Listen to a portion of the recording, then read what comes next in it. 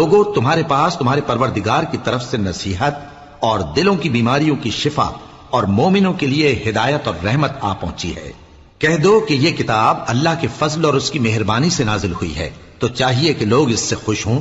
ये उससे कहीं बेहतर है जो वो जमा करते हैं। कहो कि भला देखो तो अल्लाह ने तुम्हारे लिए जो रिस्क नाजिल फरमाया, तो तुमने उसमें से बास को हराम ठहराया और बास को हलाल। उनसे पूछो, क्या अल्लाह ने तुम्हें इसका हुक्म दिया है या तुम अल्लाह पर झूठ बांधते हो? और जो लोग अल्लाह पर झूठ बांधते हैं वो क़यामत के दिन की निस्बत क्या ख्याल रखते हैं?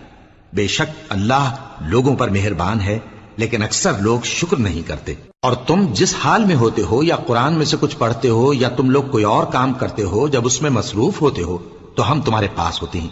और तुम्हारे परवरदिगार से कोई जर्रा भर भी चीज पोशीदा नहीं रहती, न जमीन में और न आसमान में, और न कोई चीज है उससे छोटी और न बड़ी, मगर किताब